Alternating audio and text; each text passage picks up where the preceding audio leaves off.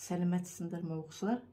Біз бүгін әрі қарай жалғастырамыз. Ұлттық бірыңғай тестте механикалық тербеліс тақырыбына байланысты есептер жиі кездеседі. Соның бір есебін қарастырайық тесттен. Есептің шартында былай дейді: гармониялық тербелісте жасайтын дененің толық энергиясы Е тең болады 3 көбейту 10⁻⁵ дәрежесі джоульға тең. Оған әрекет ететін максимал күш F мак тең болады 1,5 10⁻³ дәрежесі ньютонға тең.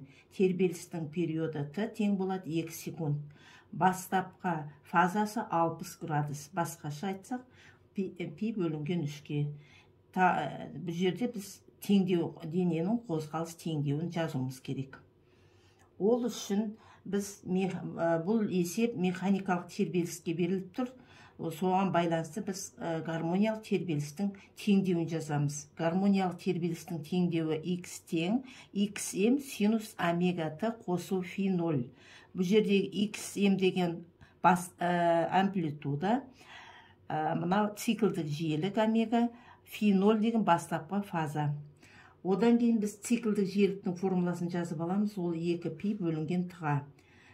Т деген период. Одан кейін энергияның формуласын жазамыз. Тербеліске арналған Е тең kxm квадрат бөлінген 2. Қосымша 7-ші класстан Гук заңының формуласын қолданамыз. Енді есепте бірінші гармониялық тербелістің теңдеуін жазып алдық.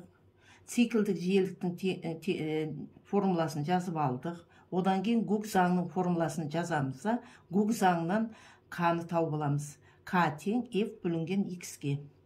Енді теңдеуді жазу үшін бірінші мына циклдік жиіліктің сан мәнін тауып алуымыз керек. Ол үшін циклдік жиілік тең 2 пи бөлінген т. Т-ның орнына біз 2 секундты қоямыз. Ол тең болады пи рад секундқа.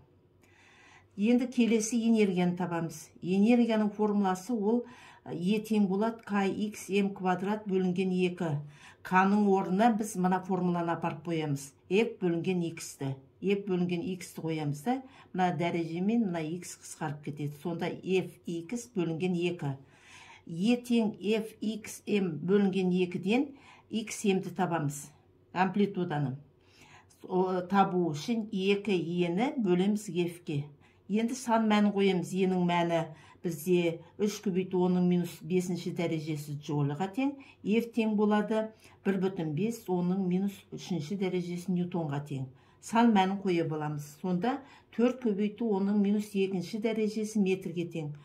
Енді ондық бөлшекпен жазатын болса, ол 0,4 метрге тең. Енді теңдеуге қойып, сан мәнін қойық та теңдеуін жазайық. X тең. Бізде амплитуда жаңа пиға тең болды. Амплитуда бізде 0,4-ке тең болды. Жазып қойымыз 0,4. Синус. Енді циклдік жиілікті жаңа тауып алды, ол пиге тең.